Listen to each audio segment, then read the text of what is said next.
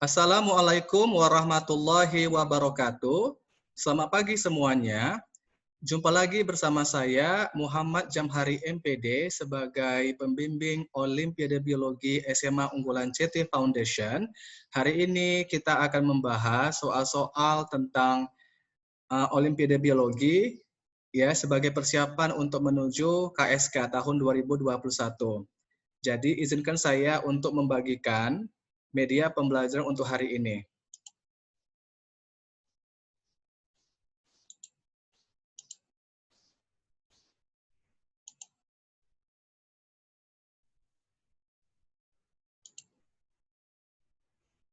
Oke, jadi hari ini kita akan membahas soal tentang anatomi dan fisiologi tumbuhan. Ya, langsung saja kita bahas soal nomor 1. Ketidakcocokan sendiri atau self-incompatibility merupakan salah satu cara tumbuhan untuk menghindari penyerbukan sendiri. Terdapat dua mekanisme dalam mengenali identitas polen yang menempel pada stigma, yaitu sporofitik atau SSI dan gametofitik atau GSI. Terdapat dua model dalam respon ketidakcocokan sendiri pada Solanaceae, yaitu model gerbang atau reseptor dan model inhibitor. Nah, ini merupakan gambar dari model respon ketidakcocokan sendiri. Langsung kita masuk ke pernyataannya. Tentukan apakah pernyataan berikut ini benar atau salah. A. Tanaman padi menunjukkan respon self-incompatibility selama penyerbukan pada malainya. B. Pada tumbuhan Solanaceae menunjukkan respon SSI selama penyerbukan pada bunganya. C. Pada SSI, stigma mengenali protein SCR atau S-locus cysteine rich yang ada di permukaan polen sebagai identitas polen yang menunjukkan sporofit asal. Dan D. Pada GSI, protein pengenal identitas stigma diekspresikan setelah polen berkecambah. Nah, jadi untuk membahas soal ini, kita harus mengetahui dulu apakah yang dimaksud dengan ketidakcocokan sendiri. Nah, berdasarkan informasi yang saya peroleh, ketidakcocokan sendiri atau self-incompatibility merupakan ketidakmampuan tanaman hermafrodit menyerbuki atau berkawin sendiri untuk menghasilkan benih yang bagus. Hal ini merupakan mekanisme utama untuk mencegah terjadinya penyerbukan sendiri pada tanaman berbunga. Dan sebagai kendali hasil penyerbukan sendiri dengan adanya kegagalan pembuahan pada tingkat prazigotik atau pasca zigotik. Umumnya, ketidakcocokan penyerbukan sendiri disebabkan oleh kegagalan serbuk sari berkecambah pada stigma atau kepala putik atau kegagalan tabung serbuk sari menembus stigma dan tumbuh ke bawah tabung stilus. Nah, pada spesies yang cocok menyerbuk sendiri, sistem pembibitan dengan pemisahan spasial gender jantan dan betina dapat dikembangkan untuk mengurangi kegagalan berkecambahnya serbuk sari pada stigma akibat tersumbatnya stigma oleh serbuk sari dari bunga atau pohon yang sama.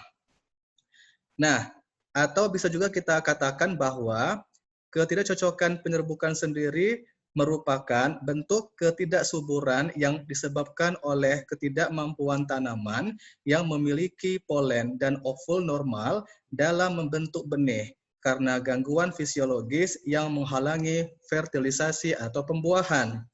Mekanisme di dalam tumbuhan berbunga yang mencegah terjadinya self-fertilisasi atau pembuahan sendiri akibat dekatnya hubungan antara organ reproduksi jantan dan betina pada bunga yang sempurna. Nah, di sini terdapat dua metode atau dua cara untuk menentukan kemampuan berkawin sendiri pada tanaman tertentu, yaitu dengan melakukan penyerbukan terkendali atau penyerbukan kontrol, atau melakukan penyerbukan sendiri dan penyerbukan silang. Kemudian menunggu benih sampai siap panen untuk dibandingkan hasilnya, serta membuat perbandingan dari tingkat perkecambahan dan pertumbuhan bibit dari masing-masing penyerbukan. Dan metode kedua adalah dengan melakukan penyerbukan terkendali atau kontrol, yaitu melakukan penyerbukan sendiri dan penyerbukan silang, kemudian mengidentifikasi pertumbuhan tabung polen di putik tersebut. Nah, itu merupakan pengertian atau informasi mengenai ketidakcocokan sendiri atau self-incompatibility. Nah, langsung saja kita bahas soal nomor 1 yang bagian A. Tanaman padi menunjukkan respon self-incompatibility selama penyerbukan pada malainya. Nah, berdasarkan statement ini, jawabannya adalah salah. Mengapa salah? Karena padi atau Oryza sativa merupakan tanaman yang dapat melakukan penyerbukan sendiri atau dapat melakukan self-fertilization. Ya, nah jadi jawabannya adalah salah. Oke. Nah, yang B, pada tanaman Solanaceae menunjukkan respon SSI atau sporofitik selama penyerbukan pada bunganya. Nah, di sini ada istilah SSI atau sporofitik. Nah, perlu kamu ketahui bahwa SSI ini, sistem inkompatibilitas pada sporofitik atau SSI, merupakan sistem satu lokus dengan jumlah alel S yang banyak.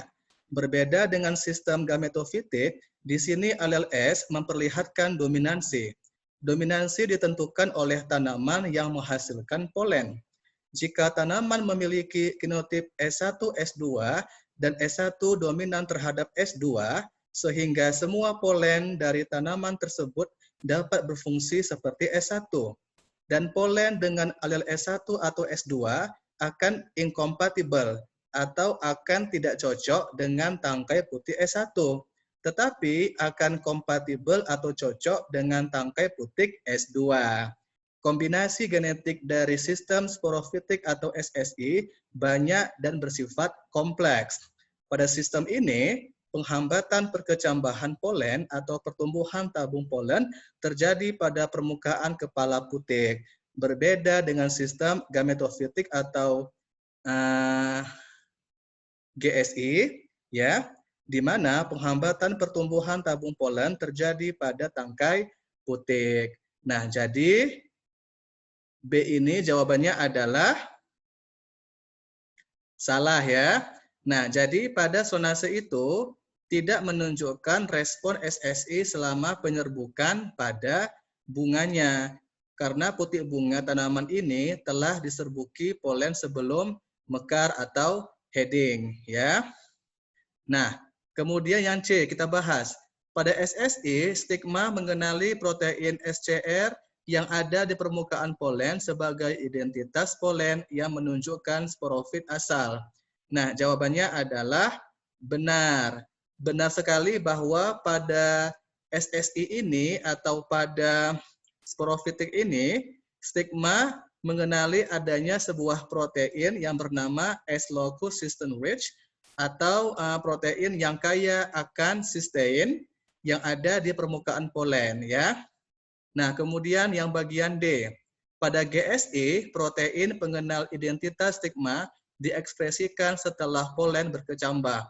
Nah, tadi Bapak sudah menjelaskan apa itu SSI atau sporofitik. Sekarang Bapak akan menjelaskan tentang apa itu GSI atau gametofitik ya.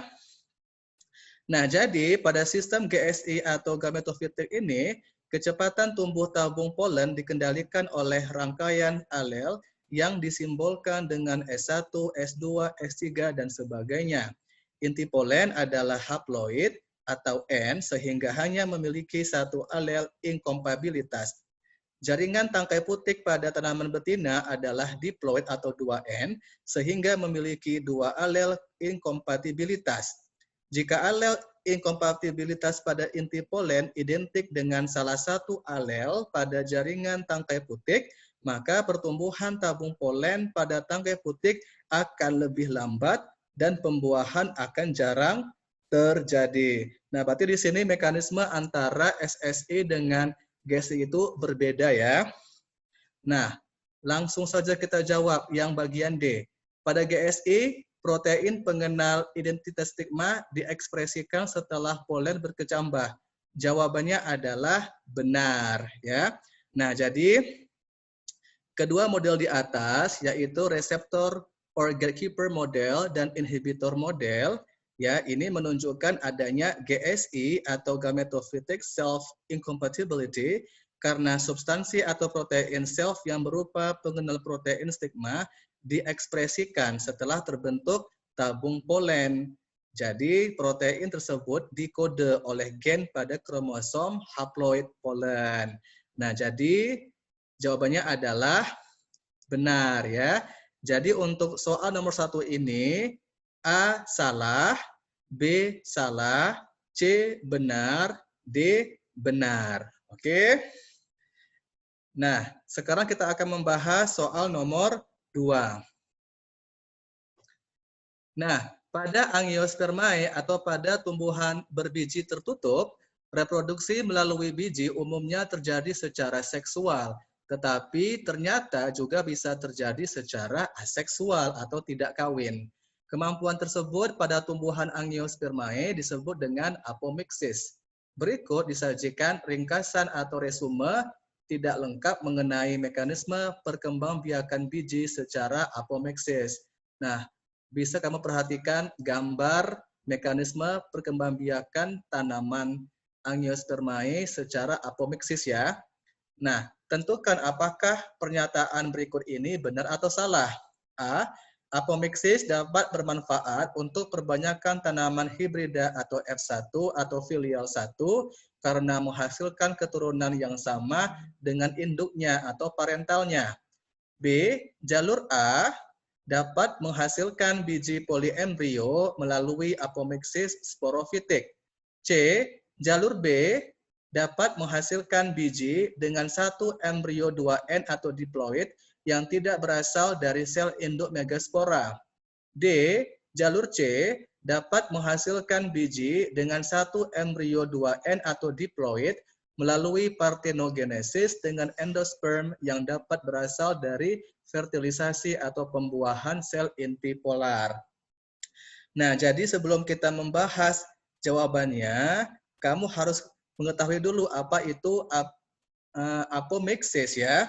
Nah, jadi berdasarkan informasi yang saya peroleh, apomixis itu merupakan suatu bentuk reproduksi non-seksual pada tumbuhan melalui biji. Nah, tadi ada dua sistem reproduksi pada tumbuhan atau pada biji. Bisa secara seksual atau kawin, bisa juga secara aseksual atau non-seksual atau tidak kawin. Nah, jadi khusus untuk apomixis ini merupakan suatu bentuk reproduksi secara aseksual atau secara tidak kawin pada tumbuhan melalui biji. Nah, pada apomixis, kecambah-kecambah muncul dari biji, tetapi bukan berasal dari embrio atau lembaga, melainkan dari jaringan maternal. Itu biasanya berasal dari tetua betinanya. Akibatnya, secara genetik, tumbuh-tumbuhan baru yang muncul adalah identik dengan tetua betinanya atau klonnya. Nah, walaupun demikian, sekarang ditemukan kasus apomixis jantan yang terjadi pada sejenis cypress atau sejenis tumbuhan cemara, ya. Nah, kasus apomixis banyak terjadi pada tumbuhan tropis. Beberapa varietas manggis dan kerabatnya dapat memperbanyak hanya melalui apomixis. Contohnya adalah jeruk dan duku. Nah, jadi ini biasanya terjadi pada tumbuhan berbiji tertutup atau Angiospermae, termasuk tumbuhan jeruk dan duku. Nah, kemudian apomixis juga diketahui terjadi pada tumbuhan duku, ya, atau Lansium domesticum, yaitu dengan terbentuknya embrio tidak berasal dari fertilisasi atau pembuahan, melainkan dari jaringan-jaringan tubuh yang berkembang menjadi embrio. Nah, apomixis merupakan reproduksi aseksual melalui benih pada tumbuhan berbunga.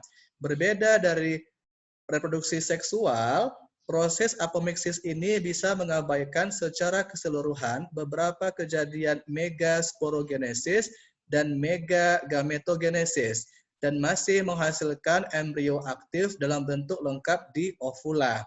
Nah, apomixis adalah cara perbanyakan vegetatif alami melalui biji. Apomixis dapat menjadikan tingkat keseragaman yang tinggi pada budidaya tanaman, memperbaiki keturunan, dan meningkatkan kualitas benih yang dapat digunakan untuk produksi. Dengan demikian, dapat bermanfaat secara langsung bagi industri benih dan kelompok tani ya. Itu merupakan manfaat dari apomixis. Nah, pembentukan embrio secara apomixis memungkinkan terbentuknya embrio yang lebih dari satu, yang dikenal dengan istilah poliembrio. Nah, tadi di sini ada istilah poliembrio ya. Nah, apa itu poliembrio? Poliembrio adalah terdapatnya lebih dari satu embrio dalam satu biji. Berarti di situ embrionya ada banyak ya, banyak embrio dalam satu biji. Nah, pertama kali si Anthony van Leeuwenhoek tahun 1719 yang melaporkan adanya poliembrio ini. Nah, pada biji jeruk ya. Nah, poliembrio pada Angiospermae atau tumbuhan berbiji tertutup kemungkinan terjadi karena pembelahan embrio yang sudah ada. Embrio berasal dari sel-sel dalam kandung lembaga selain sel telur yang dibuahi. Terbentuknya kandung lembaga yang banyak dalam satu ovulum atau akibat aktivitas sel-sel sporofilik atau sel-sel sama pada ovum.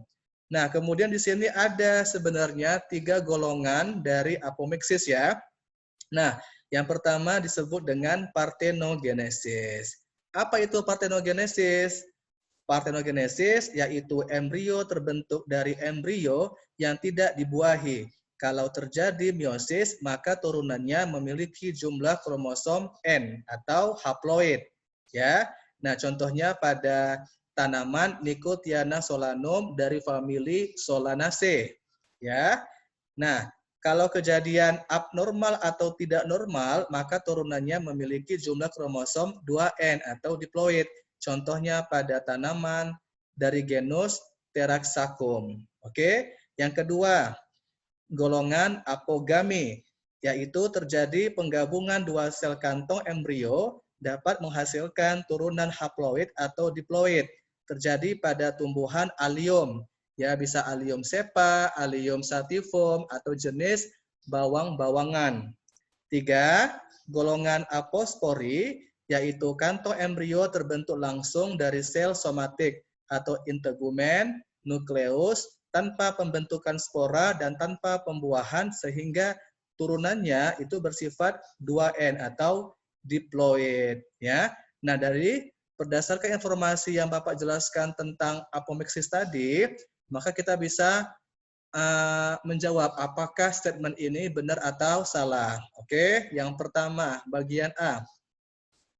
Apomixis dapat bermanfaat untuk perbanyakan tanaman hibrida atau F1 karena menghasilkan keturunan yang sama dengan induknya. Jelas, benar jawabannya ya.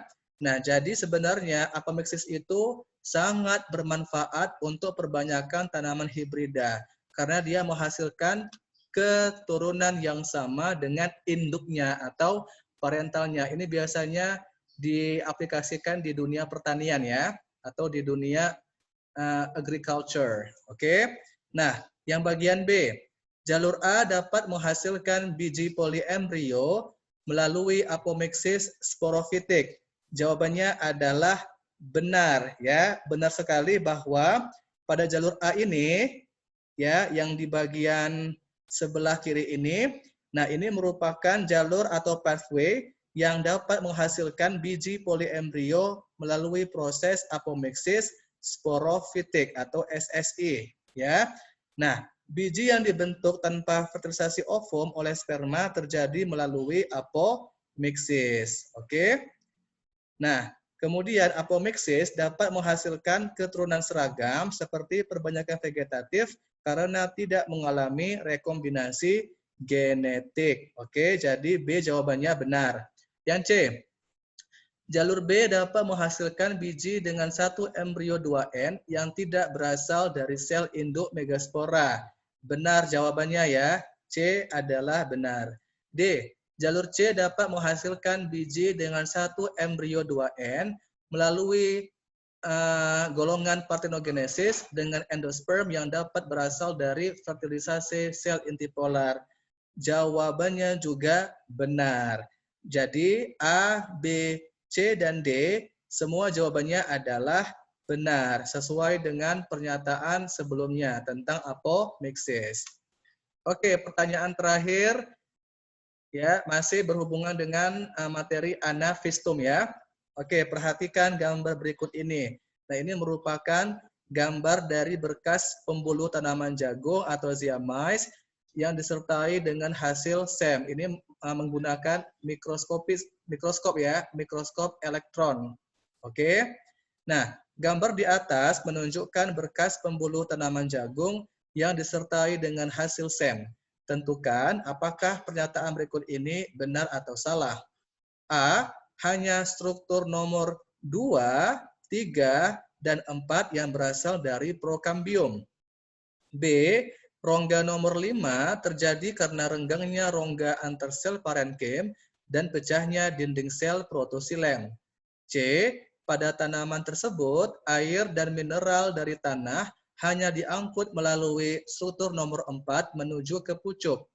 D. Struktur nomor 4 tersusun atas pengangkut yang memiliki daya hantar lebih besar dari terkait. Ya. Nah, perhatikan ini adalah struktur nomor 2. 2 ya, 2, 3, 4, dan 5 ya. Nah, langsung saja kita bahas jawabannya yang bagian A. Hanya struktur nomor 2, 3, dan 4 yang berasal dari prokambium. Nah, apa jawabannya? Jawabannya adalah salah. Kenapa salah? Karena di sini kamu lihat, nomor 2 ini merupakan sel pengantar ya. Ini merupakan sel pengantar. Kemudian nomor 3 ini merupakan struktur dari pembuluh tapis atau floem. Dan nomor 4 ini merupakan metasilem. Ya, jadi Bapak ulangi, nomor 2 ini merupakan sel pengantar, nomor 3 adalah pembuluh tapis atau floem, dan nomor 4 adalah metasilem. Nah, kenapa salah? Karena prokambium merupakan meristem primer yang membentuk pembuluh primer, yaitu silem dan floem primer. Silem primer tidak hanya metasilem, tetapi juga protosilem. Oke? Nah, jadi jawabannya adalah salah. Nah, kemudian kamu harus tahu apa itu sel pengantar yang nomor 2 ini. Ya, agar bisa memastikan bahwa mengapa jawabannya adalah salah ya. Nah, tadi Bapak sampaikan bahwa nomor 2 ini merupakan sel pengantar atau sel pengiring. Ya, jadi sel pengantar itu terdiri atas sel-sel yang masih hidup dan bersifat meristematis atau dapat melakukan pembelahan lagi. Fungsi sel pengantar adalah sebagai pembawa hormon-hormon bagi penyembuhan luka dan menyalurkan zat-zat makanan bagi sel-sel tapis. Sel pengantar adalah sel parenkim yang terspesialisasi untuk dapat berperan dalam hubungan fungsional dengan elemen tapis yang mengatur translokasi. Sel-sel ini berhubungan dengan elemen tapis melalui plasmodesmata. Nah, umurnya bergantung pada umur elemen tapis. Sel ini juga aktif melakukan metabolisme. Inti serta anak inti selnya besar. Kemudian di dalam sel ini terdapat plastida, mitokondria banyak, namun sedikit retikulum endoplasma atau RE. Itu adalah sel pengantar ya. Nah, kemudian nomor 3 tadi adalah pembuluh tapis atau floem. Apa itu pembuluh tapis? Pembuluh tapis merupakan jaringan pengangkut pada tumbuhan berpembuluh yang berfungsi dalam transportasi hasil fotosintesis, terutama sukrosa dan berbagai metabolit lainnya dari daun menuju bagian-bagian tumbuhan lainnya seperti batang, akar, bunga, buah, biji, dan umbi. Nah, proses transport ini disebut dengan translokasi. Daun merupakan sumber fotosintat, sedangkan organ lain menjadi penampangnya. Nah, terakhir, arah pergerakan zat dalam pembuluh tapis berlawanan dengan pembuluh kayu. Nah, berdasarkan proses terbentuknya silem primer dapat dibedakan menjadi protosilem dan metasilem. Apa itu protosilem? Protosilem merupakan silem primer yang pertama kali terbentuk, sedangkan metasilem yang terbentuk kemudian. Berarti di sini yang pertama kali terbentuk adalah proto ya. Protosilem dulu, baru yang terakhir adalah metasilem. Nah, protosilem berdiferensiasi dalam bagian tubuh primer yang belum selesai pertumbuhan dan diferensiasinya. Protosilem dapat mencapai taraf dewasa di antara jaringan-jaringan yang aktif memanjang dan akan mendapat beban tekanan sehingga sel ini dapat mengalami kerusakan. Nah, sedangkan metasilem biasanya dibentuk dalam tubuh primer yang sedang tumbuh, namun sebagian besar selnya menjadi dewasa setelah pemanjangan selesai. Berdasarkan hal tersebut, maka jaringan ini kurang dipengaruhi oleh peluasan yang dialami oleh sel-sel sekelilingnya dibandingkan dengan protosilem ya. Nah, berarti di sini jelas ya, A adalah salah. Oke, karena prokambium itu merupakan meristem primer yang membentuk pembuluh primer. Tidak hanya metasilem, tetapi juga protosilem. Oke, yang B. Rongga nomor 5 terjadi karena renggangnya rongga antar sel parenkim dan pecahnya dinding sel protosilem. Nah, berdasarkan informasi yang Bapak sampaikan tadi, maka B jawabannya adalah benar. Ya. Nah, rongga nomor 5 ini ya, perhatikan gambarnya yang ada di slide ini, maka rongga nomor 5 ini disebut juga dengan rongga skizolisigen. Ya, ingat, rongga nomor 5 disebut juga dengan rongga skizolisigen yang terbentuk melalui perenggangan rongga antar sel dan lisis dari protosilem. Maka B jawabannya adalah benar. C. Pada tanaman tersebut atau pada tanaman jagung, air dan mineral dari tanah hanya diangkut melalui struktur nomor 4 saja menuju ke pucuk. Apa jawabannya? Jawabannya adalah benar. Nah, tadi Bapak sampaikan nomor 4 itu adalah metasilem. Ya. Nah, sesuai dengan fungsinya tadi ya. Nah, maka metasilem tanaman tersebut berupa trakea karena memiliki perforasi pada ujung dindingnya. Nah, oke. Jadi jawabannya adalah benar. D. Struktur nomor 4 tersusun atas pengangkut yang memiliki daya hantar lebih besar dari trakeit. Nah, jadi nomor 4 tadi adalah metasilem ya. Nah, jadi jawabannya adalah benar. Oke, jadi metasilem ini tersusun atas pengangkut yang memiliki daya hantar lebih besar atau lebih kuat daripada trakeit. Ya, kenapa? Karena trakea memiliki daya hantar atau konduktansi lebih besar daripada trakeit karena trakeit hanya menggunakan noktah sebagai jalan keluar masuk air dan mineral. Jadi jawabannya adalah benar ya. Jadi A adalah salah, B benar, C benar, D juga benar. Oke. Nah, demikianlah pembahasan soal Olimpiade Biologi untuk materi anatomi dan fisiologi tumbuhan.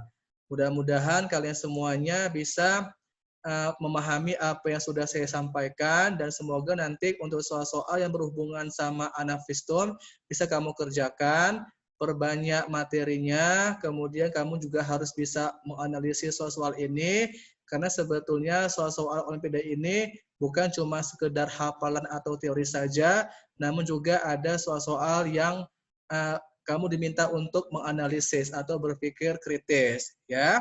Nah, demikianlah pembahasan tentang soal-soal Olimpiade. Sampai jumpa minggu depan. Wassalamualaikum warahmatullahi wabarakatuh.